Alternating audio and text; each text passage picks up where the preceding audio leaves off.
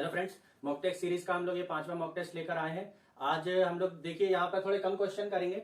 कम question करने का reason ये है क्योंकि बार बार जो रिपीटेड क्वेश्चन हो रहे हैं उनको अब हम नहीं करेंगे। हमारे पास समय कम बचा है, तो मैं कोशिश करूंगा कि आपको वीडियो में छोटी से छोटी बनाकर दूं ताकि आपका समय बचे। ठीक है, आप लोग समय बचाने के लिए इसको 1.5x या 1.25x की स्पीड पे भी देख सकते हैं। इस मॉक टेस्ट में क्या किया है, हमने वन आरक्षक भर्ती जो अभी हुई थी उसके एग्जाम के पेपर को लिया है, एक सेट को लिया है, और उसमें से मैंने केवल वही क्वेश्चन लिए हैं जिसमें मैं आपको कुछ सिखा पा रहा हूँ, है ना। ये मॉक टेस्ट काम मतलब सबसे ज्यादा बेनिफिशियरी उनके लिए है जो 15 से लेके 25 तक का स्कोर कर रहे हैं। तो वो इन 15 से 25 की रेंज से निकलकर 30 की रेंज में आने के लिए उनको ये मॉक टेस्ट जो है हेल्प करेगा। हम क्वेश्चन भी उसी तरीके से सॉल्व करवाएंगे ताकि एग्जाम ओरिएंटेड हो अप्रोच हमारी, और आपको आपका स्कोर एनहेंस करने के काम आए। ठीक है, पी, क्यू और आर ने एक व्यापारिक साझेदारी बनाई।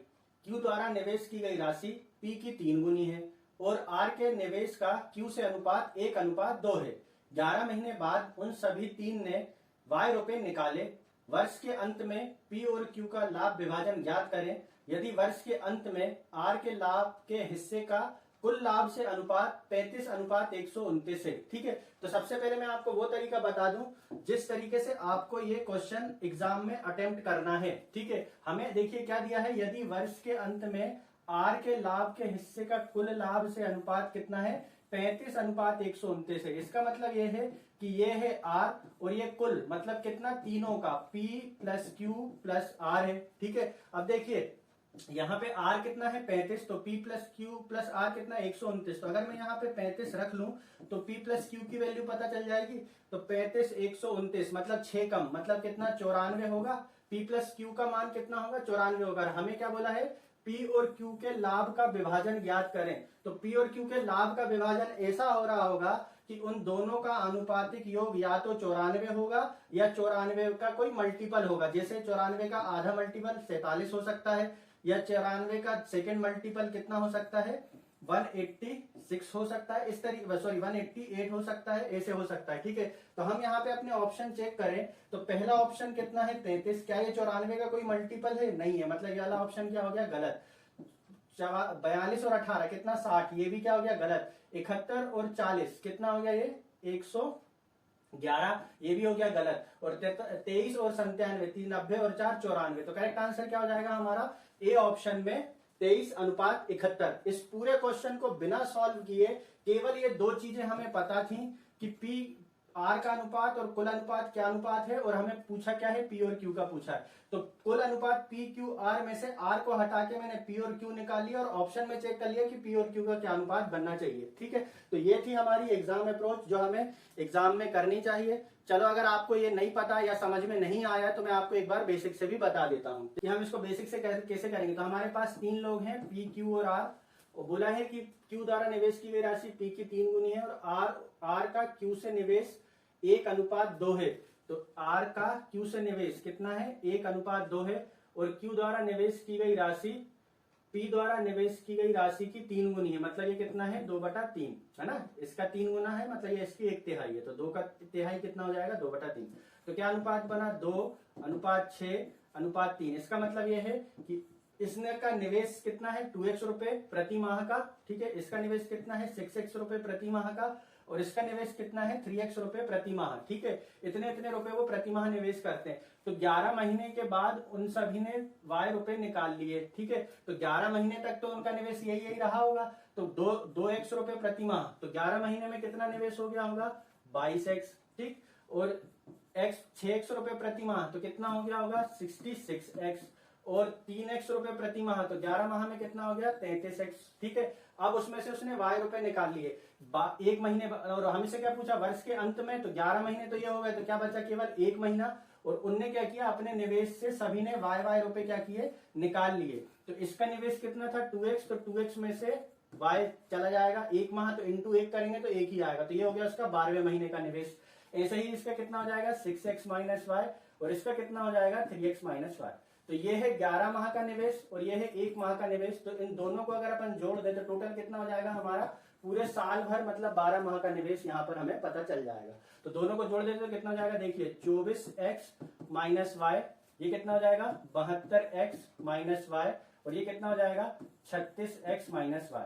अब ये जो निवेश आया है ये सभी इन तीनों के निवेश का अनुपात है। और कोई भी व्यापार हो, साझेदारी हो, उसमें जो व्यक्ति जितना निवेश करेगा उतना पैसा उसको प्रॉफिट के रूप में मिलेगा, है ना। लाभ का बंटवारा हमेशा हम कैसे करते हैं, निवेश की गई राशि के अनुपात में। तो हम इसी अनुपात में तीनों को उनका प्रॉफिट बांटेंगे। और हमें बोला है कि आर के लाभ का हिस्सा कुल लाभ से अनुपात 35:129 है।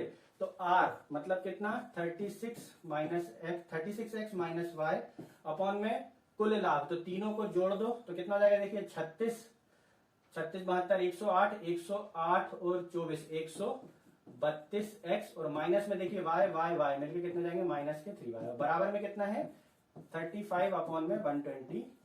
तो 129 का हम मल्टीप्लाई कर लेते हैं, ठीक है।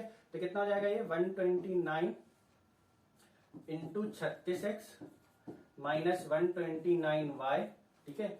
और यहाँ पे हो जाएगा 35 इंटू 132x माइनस 35 दिया 105y, ठीक है।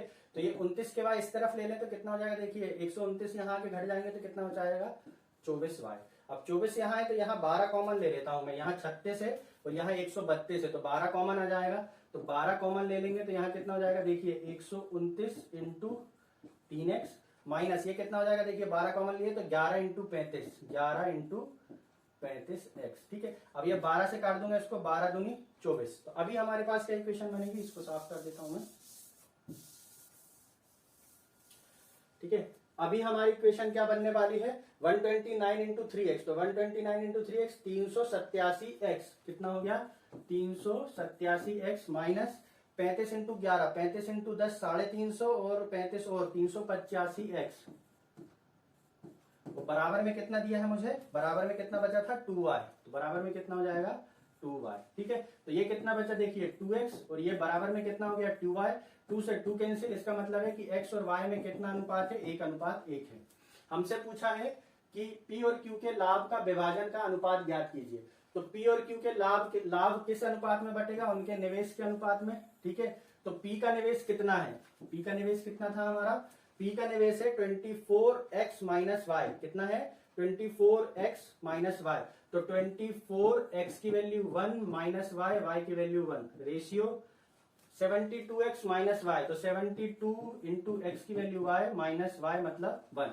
तो 24 में से एक गया 23 और 72 में से एक गए 71। तो क्या अनुपात बना 23:71, ठीक है। तो अगर ये 10 नंबर का क्वेश्चन होता तो इतना माथा पच्ची करना समझ में भी आता, नंबर आपको एक ही मिलना है। तो मैंने जो बताया था 35 में से 129 घटाओ कितना आ रहा था 94। और देख लो पी और क्यू का अनुपात 94 किस पे बन रहा है, तो वो किस पे बन रहा था, ए पर बन रहा था। अगर क्वेश्चन को हम ध्यान से पढ़ेंगे समझेंगे तो कुछ ना कुछ एक अच्छी खासी हिंट हमें क्वेश्चन में मिल जाती है। नहीं तो बेसिक से करते रहो, अपना दिमाग फोड़ते रहो, बड़ी बड़ी कैलकुलेशन करते रहो, आंसर बहुत देर में आएगा तो लेकिन बहुत देर में आएगा, ठीक है।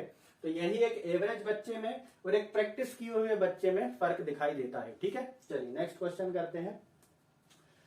त्रिभुज एबीसी में एडी कोण 1 को समद्विभाजित करता है और बीसी को डी पर काटता है। यदि बीसी बराबर ए, एसी बराबर बी और एबी बराबर सी है तो बीडी का मान ज्ञात करना है, ठीक है। तो क्वेश्चन सिंपल सा है, मैं यहाँ पे डायग्राम बना देता हूं। एक त्रिभुज है, त्रिभुज ए बी सी, ठीक है, त्रिभुज ए बी सी और एक का एक समद्विभाजक है, कोण समद्विभाजक है ना। तो ये वाला जो कोण है वो इस कोण के बराबर होगा और वो क्या है, बीसी को डी पर काटता है, बीसी को डी पर काटता है। यदि बीसी बराबर ए, ये पूरा हमें दे रखा है ए, ठीक है, एसी बराबर बी, एसी बराबर दे रखा है बी और ए बी बराबर दे रखा है सी, ठीक है। तो हमें बीडी की लंबाई ज्ञात करना है। तो देखिए ये एक सीधी सीधी प्रमेय दे दिया है, यहाँ पे थ्योरम है जिसको बोलते हैं हम कोण समद्विभाजक प्रमेय, है ना, एंगल बाइसेक्टर थ्योरम। तो उसमें क्या होता है कि ये जो हिस्से जो कोण समद्विभाजक है इसको वो किस अनुपात में विभाजित करता है ये उस थ्योरम द्वारा बताया गया है, ठीक है। तो ये वाला जो मान होगा, जैसे x है तो x बराबर होगा, देखिए इसके पास वाली भुजा कौन सी है ये, तो किस किस का गुणा होगा, a में c का, तो क्या हो जाएगा AC और अपॉन में इस भुजा को छोड़कर, जिस भुजा का विभाजन हुआ है उस भुजा को छोड़कर बाकी दो भुजाओं का योग। तो ये कौन सी बाकी दो भुजाओं का योग कितना हो जाएगा b प्लस सी। तो यहां पर हमें आंसर क्या आ गया बीडी का, AC अपॉन में AC अपॉन में B प्लस सी, ऑप्शन नंबर डी। अगर यदि हमें इस पर यहाँ पर मान लो इसका मान है y और y का मान पूछा होता या हम बोलते CD का मान पूछा होता तो y बराबर क्या होता। अब देखिए ये भुजा किसके नजदीक है, इसके, तो किसका गुणा होगा a में b का। इसका मान कितना है a और इसका मान कितना है b, तो कितना हो जाएगा ab अपॉन में इस भुजा का विभाजन हुआ तो इस भुजा को छोड़कर बाकी दो भुजाएं, तो बाकी दो भुजाएं क्या है b प्लस सी, इनका योग, तो कितना हो जाएगा b प्लस सी। तो क्या बना y बराबर ए बी अपॉन में b प्लस सी, है ना। इसको समरूपता से सिद्ध भी किया जा सकता है, हाँ सर्वांग समता से इसको सिद्ध भी किया जा सकता है, लेकिन अभी हमारे पास इतना समय नहीं है कि हम सिद्ध करें। आप केवल थ्योरम को याद रख लें। यहाँ पर हो सकता है मान देके भी पूछ लेता है, इसका मान 16 है तो पूछ लेता किस अनुपात में विभाजित करेगा, या हमसे बोल देता BD बराबर इतना है तो CD का मान ज्ञात कीजिए। इस तरीके से क्वेश्चन आ सकते हैं, ठीक है। तो आपको ये थ्योरम पता होना चाहिए। दो संख्याओं का अंतर 4 है, यदि उनका गुणनफल 320 है तो संख्याओं का योग ज्ञात करें, है ना। ये 37 नहीं है, एक्चुअली में हिंदी और इंग्लिश के दोनों के कॉपी हो गए थे। ये 37, 36, 35 और 38 ये ऑप्शन है हमारे। चलिए देखिए, जैसे कि x प्लस वाई का होल स्क्वायर क्या होता है, x square plus y square plus 2xy ये होता है, और x माइनस वाई का होल स्क्वायर क्या होता है, x square plus y square minus 2xy, ठीक है। अगर इस समीकरण को मेरे को 2xy के रूप में बनाना हो, मतलब इसके रूप में बनाना हो, तो मैं क्या करूं, अगर इसमें मैं 4xy ऐड कर दूं, ठीक है, तो x square plus y square minus के 2xy प्लस के 4xy, मतलब ये कितना बन जाएंगे, प्लस के 2xy। तो समीकरण क्या बन जाएगा, x square plus y square plus 2xy, और वो बनेगा किसका फिर, एक्स प्लस वाई का होल स्क्वायर बन जाएगा। ऐसे ही यदि मुझे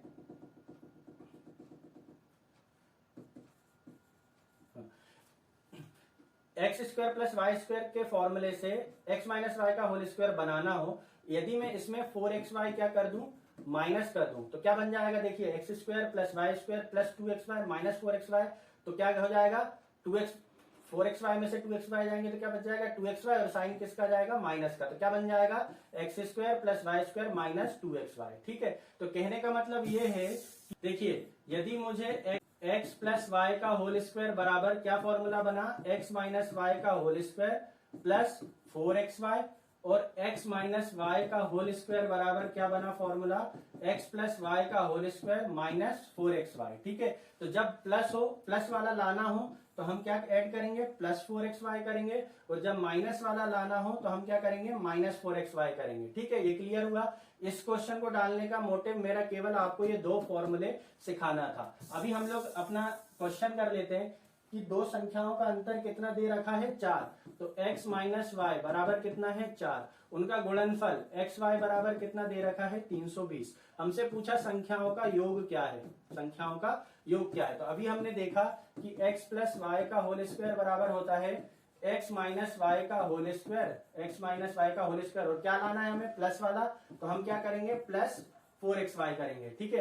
तो ये कितना हो जाएगा, x माइनस वाई का whole square, x minus y कितना है 4, 4 का होल स्क्वायर कितना हो जाएगा 16, ठीक है, और plus 4xy plus 4xy, xy की वैल्यू कितनी है 320, तो कितना हो जाएगा ये 1280 और 16 1296, कितना हो जाएगा 1296, और 1296 किसका स्क्वायर रूट है 36 का, तो x प्लस वाई का होल स्क्वायर बराबर आ रहा था 1296, तो x प्लस वाई बराबर कितना आ जाएगा यहाँ पे 36, तो करेक्ट आंसर क्या हो जाएगा मेरा यहाँ पे 36, ठीक है। चलिए नेक्स्ट क्वेश्चन करते हैं। 260 का 45% प्लस 2744 की पावर 1/3 डिवाइडेड बाय 343 की पावर 1/3 माइनस 150 का 12% बराबर क्वेश्चन मार्क, ठीक है। तो सिंपल सा क्वेश्चन है, स्टेप बाय स्टेप कर लेते हैं। 260 का 45%, 260 का 45, 260 का 50% कितना हो गया 130, और 5% 13 माइनस कर दो तो कितना बचेगा 117, प्लस 2744 की पावर 1/3 का मतलब है कि हमें 2744 का स्क्वायर रूट क्यूब रूट निकालना है। तो क्यूब रूट 4 किस में आता है, 4 में ही आता है, 4 चौके 16 चौके 64, है ना। इकाई अंक क्या बना रहता है क्यूब में, हमेशा 4 बना रहता है अगर इकाई अंक 4 हो तो। उसके बाद 3 अंक लो काट दो, तो 2 से छोटा क्यूब क्या है 1, किसका है 1 का, तो यहाँ पे आ गया कितना 1, और यहाँ पे कितना आ गया 4, तो ये किसकी वैल्यू कितनी हो गई 14, मतलब ये जो है हमारा इसका क्यूब रूट कितना आएगा 14। ऐसी 343 का क्यूब रूट किसका क्यूब रूट है, 343 का क्यूब रूट क्या हो जाएगा 7 माइनस 150 का 12% है ना, तो 12 का 150% कैलकुलेट कर लेंगे तो कितना हो जाएगा 18। या फिर देखिए 150 है, 150 का 10% कितना हो गया 15, 2% कितना हो जाएगा 3, सॉरी 15 और 3 कितने हो जाएंगे 18। ठीक है, इस तरीके से बस तो कर लो, ये कितना हो जाएगा 117 और 2 119, 119 में से 18 का 101, तो करेक्ट आंसर कितना हो गया 101। चलिए नेक्स्ट क्वेश्चन है, अच्छा क्वेश्चन है, ठीक है। निम्नलिखित में से कौन सा कथन सही है ना, हमें बताना है कि कौन सा कथन सही है। ये दो संख्याओं का एचसीएफ प्लस एलसीएम बराबर संख्याओं का गुणनफल, संख्याओं का गुणनफल बराबर एलसीएम प्लस एचसीएफ नहीं होता है, एलसीएम इंटू एचसीएफ होता है। ठीक है, क्या होता है एलसीएम इंटू एचसीएफ होता है। दो संख्याओं का एचसीएफ दोनों संख्याओं का सबसे छोटा उभयनिष्ठ विभाजक होता है। तो यही हमारा सही है कि नाम है एचसीएफ हाईएस्ट कॉमन फैक्टर, लेकिन ये होता क्या है सबसे छोटा उभयनिष्ठ विभाजक होता है। नाम है हाईएस्ट कॉमन फैक्टर लेकिन सबसे छोटा विभाजक होता है। यदि दो संख्याओं का एलसीएम 1 हो तो वे संख्याएं सह अभाज्य संख्याएं होती हैं, जबकि ऐसा नहीं है, एलसीएम नहीं, यदि उनका एचसीएफ 1 हो है ना तो वो संख्याएं क्या होती हैं सह अभाज्य संख्याएं होती है। जैसे 12 और 13 का ना एचसीएफ कितना आएगा 1 आएगा, तो जब एचसीएफ 1 हो तो संख्याएं क्या होती हैं सह अभाज्य। जैसे 2 और 3 सह अभाज्य संख्याएं, दोनों का एचसीएफ क्या होगा 1 होगा। तो इस तरीके से जिसका एचसीएफ 1 हो वो संख्याएं क्या होती हैं सह अभाज्य संख्याएं होती है। सह अभाज्य संख्याओं की परिभाषा ही यही है ना, तो हमें करेक्ट आंसर वैसे भी मिल चुका है। जो दो संख्याओं का उभयनिष्ठ विभाजक होता है वो क्या होता है एचसीएफ होता है। चलिए नेक्स्ट क्वेश्चन करते हैं।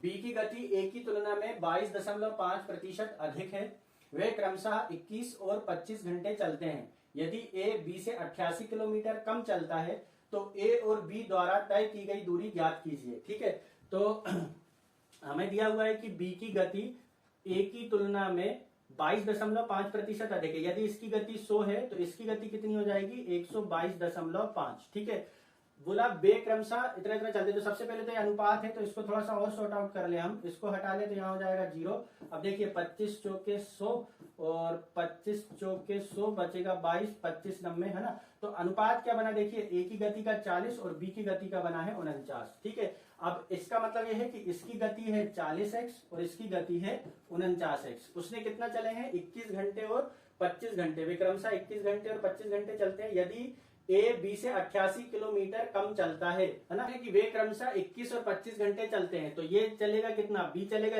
25 घंटे तक और ए चलेगा 21 घंटे तक। ठीक है, बोला यदि ए बी से 88 किलोमीटर कम चलता है, देखिए 40x की स्पीड से 21 घंटे तक और ये चला है 49x की स्पीड से 25 घंटे तक, तो कितना कितना चल लिए होंगे देखिए 49 इंटू 25, 25 इंटू 50 1250, 1250 में से 25 गए तो कितना बच जाएगा 1225x। इसने चला है इतनी दूरी। ठीक है, और इसने कितनी चल लिया है 40 की स्पीड से 81, मतलब कितना 840x दूरी।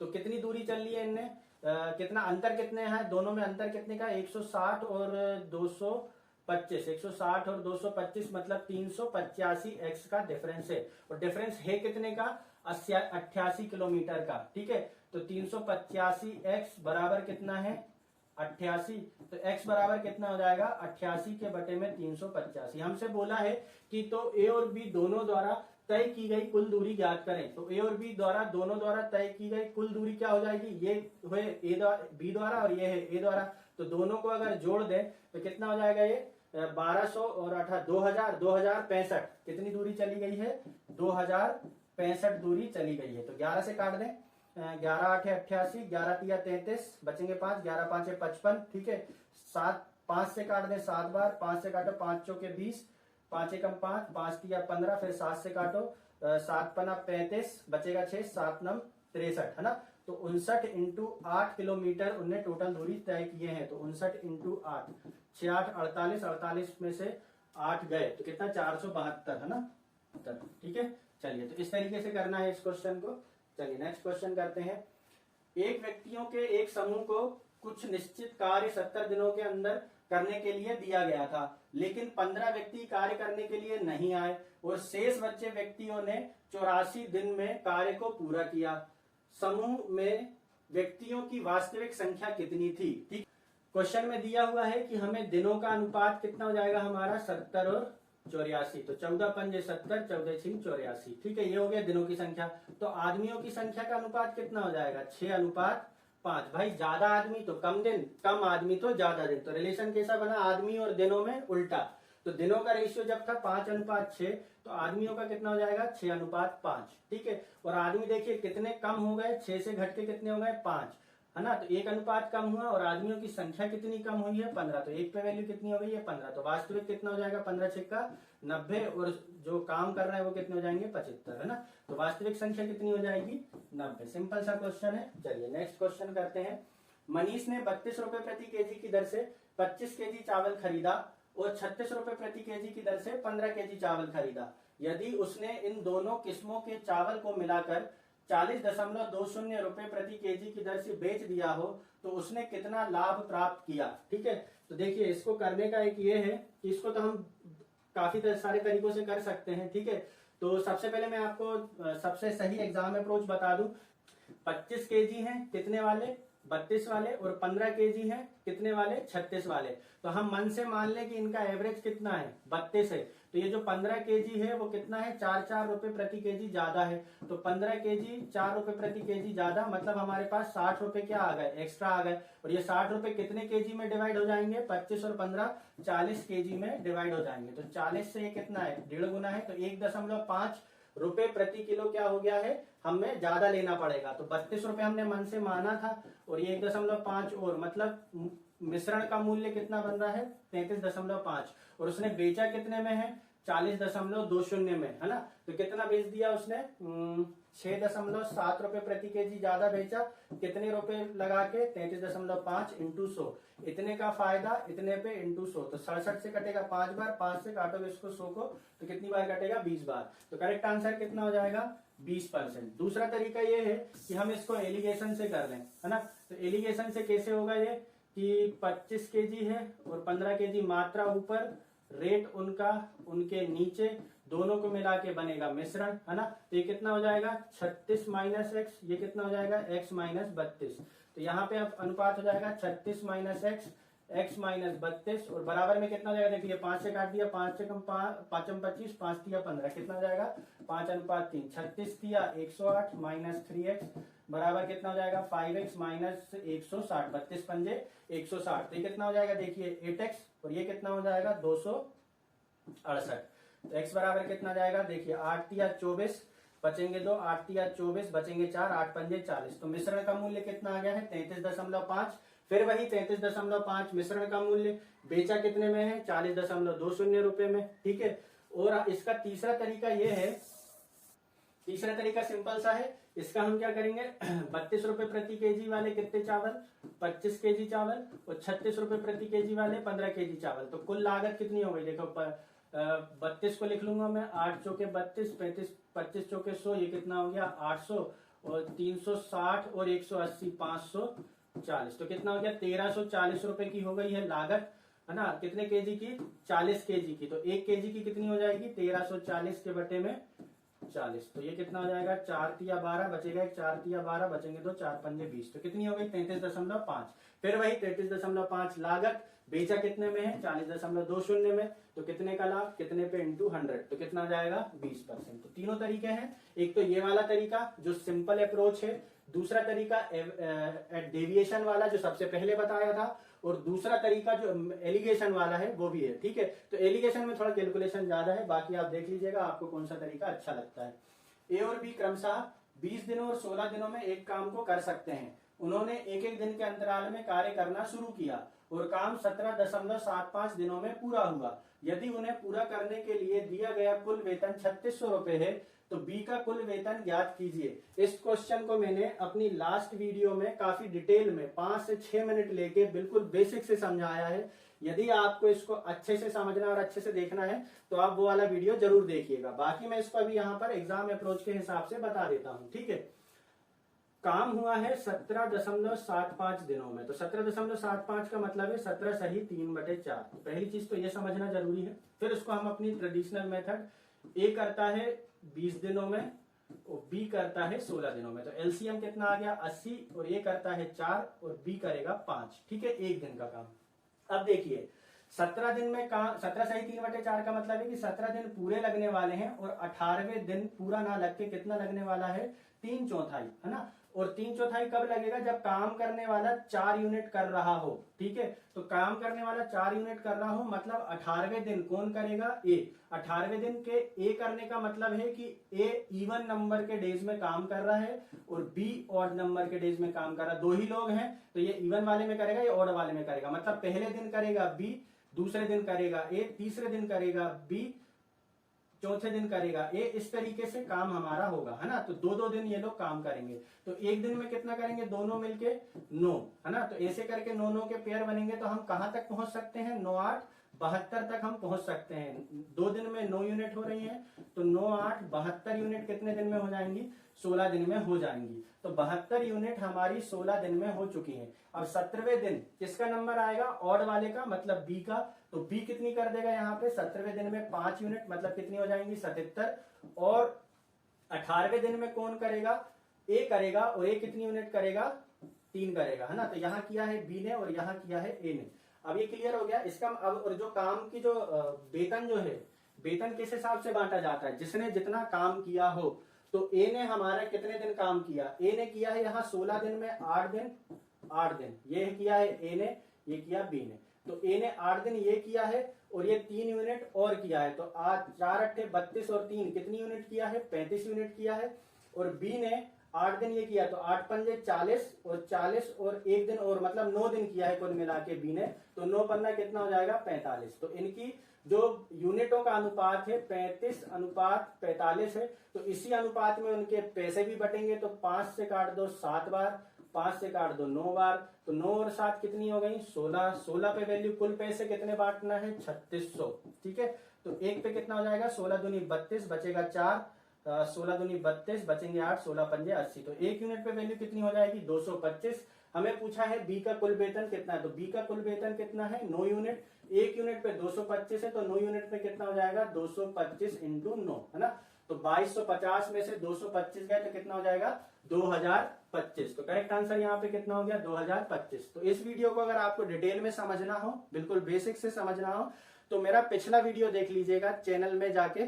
ठीक है, पिछला वीडियो देख लीजिएगा, वहां पर मैंने इस क्वेश्चन को 5 से 6 मिनट लेकर काफी डिटेल में समझाया है। ठीक है, चलिए नेक्स्ट क्वेश्चन करते हैं।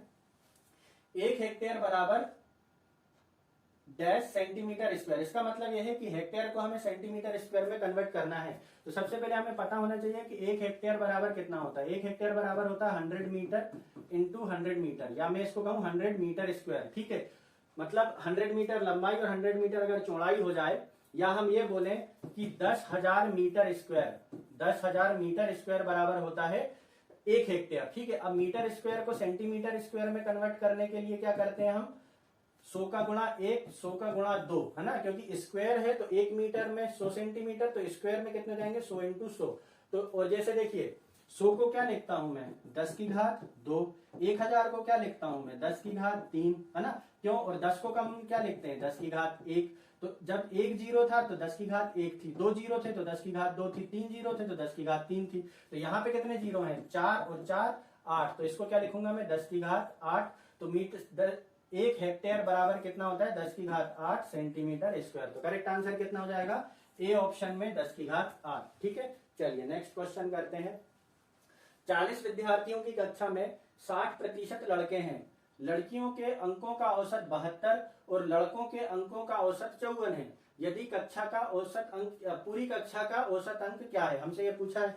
सिंपल सा है, या तो हम ऐसे करें कि 40 है जिसमें से 60% क्या है 60% लड़कियां हैं। तो 24 लड़कियां और 16 क्या हो जाएंगे लड़के। लड़कियों का औसत कितना है 72 और लड़कों का औसत कितना दिया हुआ है 54। अब इनको दोनों को जोड़ के और 40 से भाग दे दें तो आंसर आ जाएगा। ठीक है, तो कर देते हैं, वैसे ही कर देते हैं, है ना। 24 इंटू 72, तो 24 इंटू 72 को लिखूंगा मैं 24 इंटू 3 प्लस 16 इंटू 54, तो 16 इंटू 54 को ऐसे रहने दो। 24 24 कितना होगा 576 इंटू 3, 576 इंटू 3, तो ये कितना हो जाएगा 1500, 210 और 18 कितना हो जाएगा 15 2 1728, कितना हो गया ये 1728 प्लस 54 इंटू 16 है ना, 16 चौके 64 के 4 हासिल का 6, 16 पंजे 80 और 6 86, जोड़ दो 17 18 25, 25 और ये कितना हो जाएगा 2592 है ना। और भाग किसका देंगे फिर हम 40 का, पूरी कक्षा का औसत निकालना है तो 4 से काट देते हैं इसको, 4 6 24 बचेगा 1 है ना, और 4 चौके 16 है ना, बचेंगे 3, 4 अट्ठे 32 और एक अंक बाद क्या लगा लेंगे दशमलव, तो कितना हो गया 64.8। करेक्ट आंसर कितना हो जाएगा 64.8। ये हो गया बेसिक।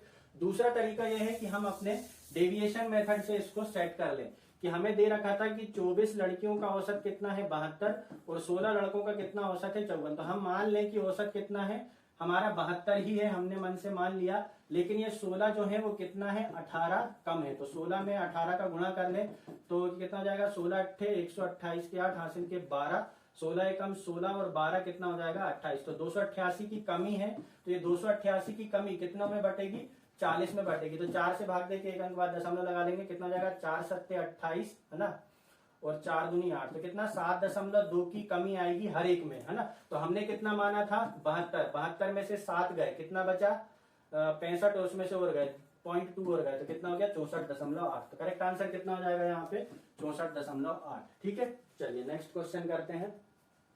कोई राशि साधारण ब्याज द्वारा किसी दर से 3 वर्ष में स्वयं की 7/6 गुना हो जाती है, ब्याज की वार्षिक दर क्या है। तो जब भी ऐसे होता है कि 7/6 11/15 इस तरीके से हो तो हम क्या करते हैं नीचे वाले को मान लेते हैं मूलधन, तो नीचे वाले को मूलधन मान लो तो कितना हो गया 600 और ये हो जाएगा मिश्र धन, मतलब कितना हो जाएगा 700। तो कोई राशि थी 600 और बढ़ के कितनी हो गई है 700, मतलब कितना है 100 रुपए का क्या मिला है ब्याज मिला है। तो 100 रुपए का ब्याज मिला कितने पे 600 पे, मतलब 1/6 ब्याज मिला। 1/6 का मतलब क्या होता है 16 सही 2/3 है ना, 1/6 मतलब 16 सही 16 थी 48, 50/3 हमें मिला है ब्याज, कितने साल में 3 साल में। तो एक साल में कितना मिला होगा 50/3 और ये बटे का 3 कहाँ जाएगा नीचे, तो कितना हो जाएगा ये 9।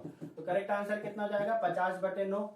50/9 कैसा हो जाएगा ये 9 पन्ना 45, 5 बचा भाग दिए 9 से, तो 5 सही 5/9%। तो करेक्ट आंसर कितना हो जाएगा 5 सही 5/9%। ठीक है, 3 साल में इतना ब्याज, तो एक साल में कितना, तो 3 का क्या कर देंगे भाग, 3 कहाँ जाएगा नीचे, तो 50/3 इंटू 3 है ना, ये कितना था ये 3 था। ठीक है 50/3 इंटू 3। ठीक है, इस तरीके से किया। चलिए नेक्स्ट क्वेश्चन करते हैं।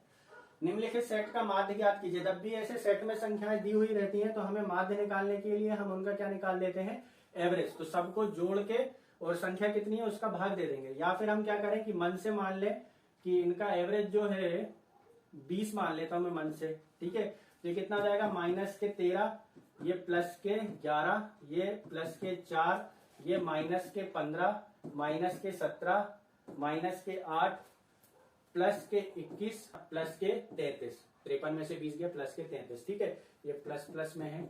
अब देखिए 33 है ना, तो 15 17 32 हो गए, यहाँ पे प्लस का 1 बचा, ये +1 और 12, ये कितना बचा माइनस का 1 बचा, और 25 में से 9 गए तो बचेगा 16। ठीक है, और संख्याएं कितनी है हमारे पास, ये 16 हमारे पास प्लस में आ गए, 1 2 3 4 5 6 7 8 संख्याएं हैं, तो 8 संख्याओं में प्लस के 16 बचेंगे, मतलब सब में प्लस के 2 आएगा। और मैंने एवरेज कितना माना था 20, तो सब में प्लस का 2, मतलब एवरेज कितना है 22। तो करेक्ट आंसर कितना हो जाएगा 22। चलिए नेक्स्ट क्वेश्चन करते हैं।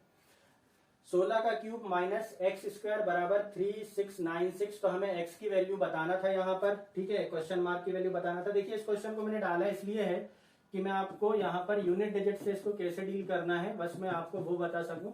बाकी आप अगर इसको सिंपल तरीके से करोगे तो 16 का क्यूब निकाल लेना, एक्स स्क्वायर को यहाँ भेज देना, 396 उसमें से घटा देना, फिर जो आएगा घटाने के बाद उसका स्क्वायर रूट निकाल लेना, तो एक्स की वैल्यू आ जाएगी।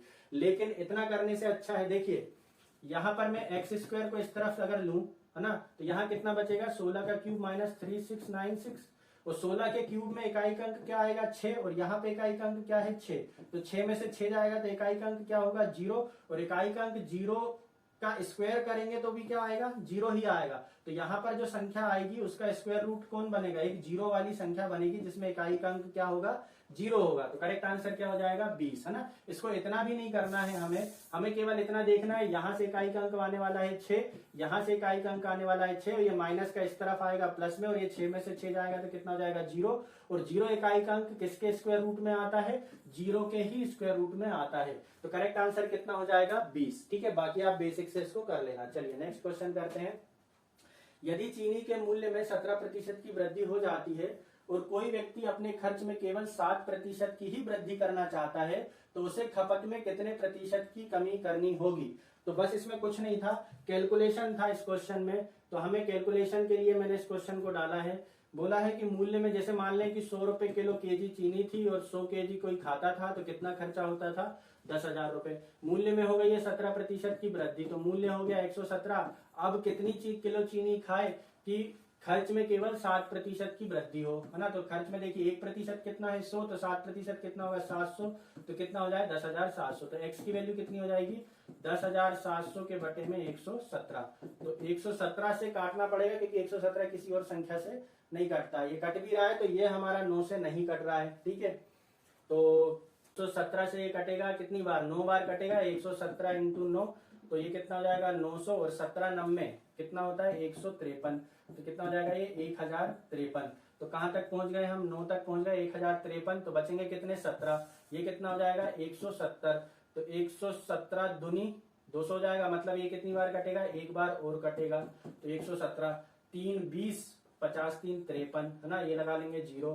तो 117 दुनी 234, 117 तिया 351, 117 चौके 468, है ना, 468। तो कितनी बार कटेगा, 4 बार। कितना बचेगा 468। हमें एक ही अंक तक निकालना है ना। तो अभी देखिए पहले कितना था 100, अब कितना हो गया है 91.4। तो कितने की कमी हो गई है, 8.6% की कमी हो गई है। तो करेक्ट आंसर कितना हो जाएगा 8.6%, है ना। पहले 100 था, अब कितना हो गया 91.4। तो कितने की कमी आई है, 8.6 की। कितने से, 100 से इंटू 100 ऐसे निकालते हैं, तो इसलिए 100 मानते हैं ताकि डायरेक्ट परसेंटेज हम कैलकुलेट कर सके। तो कितना का आंसर हो जाएगा 8.6। चलिए नेक्स्ट क्वेश्चन करते हैं। हमारे एक संख्या दी हुई है, निम्न में से एकल संख्या द्वारा विभाजित किया जा सकता है, 9 से, 3 से, 9 और 3 दोनों से, या दिए गए विकल्पों में से कोई नहीं। ठीक है, तो इसको चेक कर लेते हैं। देखिए इस क्वेश्चन को मैं कैसे करूंगा, सबसे पहले मैं अंकों का योग देख लेता हूं कि वो संख्या 9 से विभाजित है या नहीं है। ठीक है, तो 4 और 2 6, 6 5 11, 11 7 18। तो यहां तक तो ये 3 से भी विभाजित चल रहा है और 9 से भी विभाजित चल रहा है। फिर 8 से 14, 14 2 16, 16, 8 से 14, 14 2 16, 16 3 19। तो 19 ना 3 से विभाजित है ना 9 से विभाजित, तो ये संख्या ना 9 से विभाजित है ना 3 से विभाजित, तो दोनों से हो भी नहीं सकती। तो करेक्ट आंसर क्या हो जाएगा, दिए गए विकल्पों में से कोई नहीं, है ना। तो ये था हमारा आज का लास्ट क्वेश्चन। इस सेट में आपको मैंने 16 क्वेश्चन कराए हैं, काफी अच्छे क्वेश्चन है ना। 3-4 क्वेश्चन और रहे होंगे सिंप्लीफिकेशन वगैरह के, तो वो मैंने हटा दिए थे ताकि आपका टाइम वेस्ट ना हो, है ना, वीडियो छोटी बने। और यदि आपको इस वीडियो को जल्दी जल्दी देखना तो 1.25 या 1.25 में भी देख सकते हैं। वैसे ये बात पहले बताने वाली होती है। और आखिरी में बताने वाली बात यह होती है कि यदि आपने चैनल को सब्सक्राइब नहीं किया है तो चैनल को सब्सक्राइब कर लो और अपने दोस्तों के साथ शेयर करो, ठीक है, ताकि मुझे मोटिवेशन मिले और मैं और नए नए वीडियो लेकर आता रहूं। चलिए आज के लिए इतना ही। जय हिंद, जय भारत, थैंक यू।